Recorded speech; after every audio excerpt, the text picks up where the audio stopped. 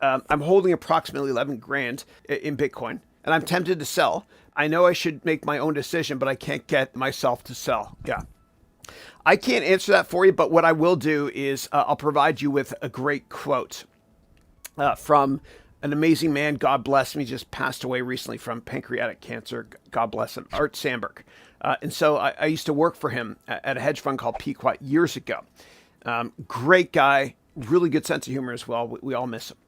And a humanitarian too. What Art Sandberg said was back in '06. I remember I talked to him, a bunch of my colleagues did as well. And it was '06, and we wanted to short the home builders. Ticker LEN, which is Lennar, and ticker KBH.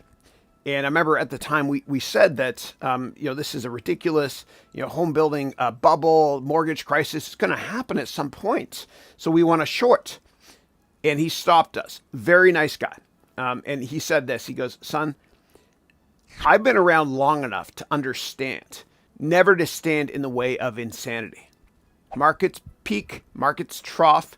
You can never time it. And so he's kind of saying think long term.